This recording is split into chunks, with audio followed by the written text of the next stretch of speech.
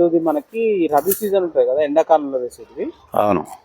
అంటే ఇప్పుడు మనకి 2 సీజన్లో వేసుకోవచ్చా ఈ రకమైన జొన్న మనం? ఈ పచ్చజొన్నని ఎప్పుడైనా వేసుకోవచ్చు. ఈ పచ్చి జొన్నకు తెల్ల జొన్నకు ఎట్లా ఉంటుంది, మనకు తేడా ఏముండొచ్చు, మనకు లాభం ఎట్లా ఉంటుంది దీని ద్వారా? ఇక పచ్చజొన్నకు దిగుబడి ఎక్కువ వస్తుంది అయినా కానీ ఇదే ఎంచుకోవడం జరిగింది. ఎందుకంటే తిన్నా కానీ ఆరోగ్యానికి మంచిది పచ్చజొన్న. ఈ సద్దలు కూడా మధ్యలో ఇతరం జొన్న పెట్టిన తర్వాత పందులు వచ్చి మధ్యలో ఖరాబ్ చేసినాయి. దాంట్లో ఒక హైబ్రిడ్ ఇతనం అని చెప్పేసి సద్దలు తీసుకొచ్చి ఒక 1/2 కేజీ అని తీసుకొచ్చి ఎక్కడెక్కడ నైట్ పందులు తినేసినాయో అక్కడక్కడ ఈ సలడం జరిగింది. ఇవి కూడా చాలా అద్భుతంగా వచ్చినాయి. చాలా బాగున్నాయి. చాలా అంటే చాలా అద్భుతం. దీంట్లో ఇంకొకటి ఏంటంటే ఈ పిట్టెలు తినకుండా ఇది కొత్త రకం సద్దలు అంట. ఏంటంటే మనకు ఈ ముళ్ళు వచ్చేస్తుంది ఇక్కడ మనకు పైన ఈ పైన ఈ ముళ్ళు ఇక్కడ నిలబడి తింటది కాబట్టి ఇక్కడ ముళ్ళు వచ్చి రావడం వల్ల అవి పిట్టెలు తినడానికి అవకాశం లేదు. అండి నమస్తే. పేరు నమస్తే అండి. మా ఊరి పేరు కులకలపల్లి, మండలం రంగారెడ్డి డిస్టిక్ అండి.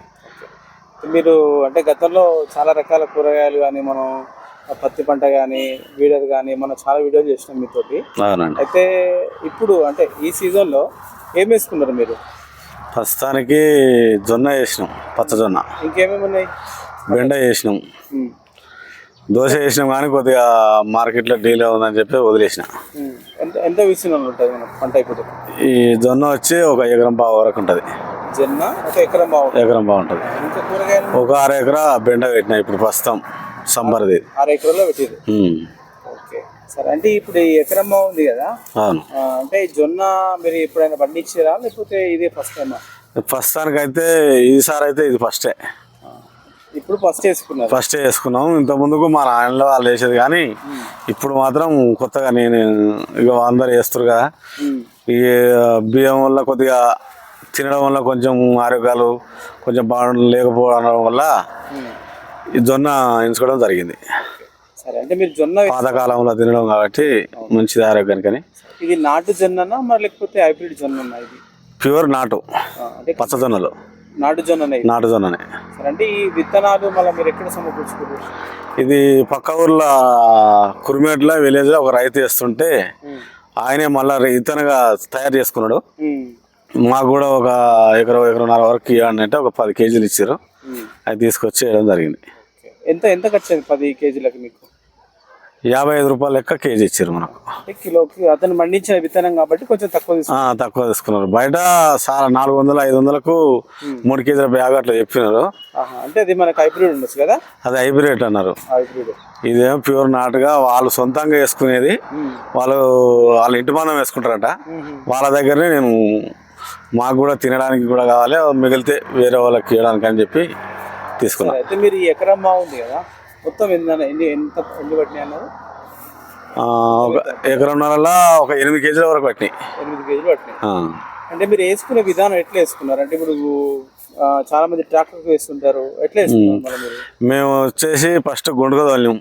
పత్తి ఉండే ఫస్ట్ పత్తి తీసేసి మామూలుగా పత్తి కట్ట కొట్టేసి గుండుగా తోలి ఒక 2 సార్లు గుండుకలు తోలి మా భోజనాలు కొట్టినాం.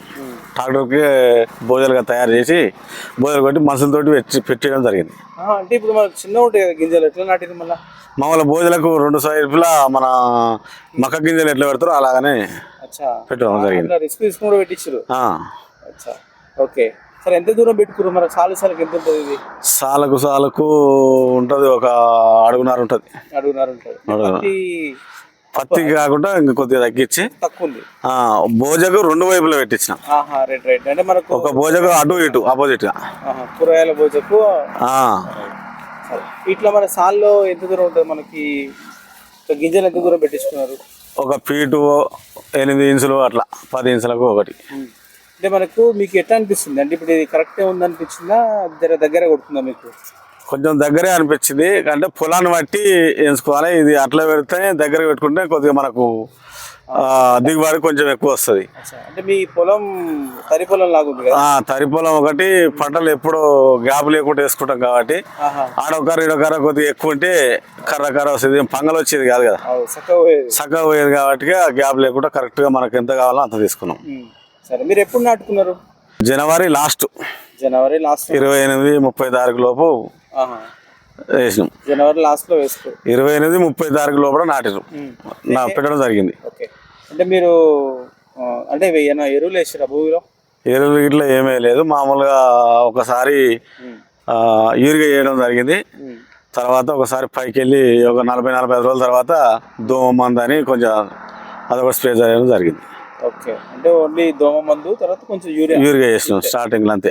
ఓకే, సరే. అంటే వీటికి ఇంకా వేరే ఏం ఆశించవు కదా? ఇంకేం ఆశించలే, అయిన వరకు అయితే మంచిగానే అనిపిస్తుంది ఇక. సరే, ఓకే. అంటే ఇప్పుడు ఎన్ని రోజులు అవుతుంది మీకు పంట రెడీ అయినట్టేనా ఇప్పటికి? ఇక రెడీ అయిపోయినట్టే, కోయడం జరుగుతుంది. కానీ కొద్దిగా కూలలో కొరతలో ఉండి కొద్దిగా ఇప్పటికి కోసేది ఉండి కోయడం కొద్దిగా లేట్ అయింది, కోయాలి ఇక. ఎన్ని నెలలు అవుతుంది మనకి ఇప్పటికి? జనవరి లాస్ట్ అంటే ఇప్పుడు 5వ నెలనా? 5వ నెల. ఫిబ్రవరి, మార్చ్, ఏప్రిల్, మే 4 నెలలు. 20 రోజులు అవుతుంది మనకు.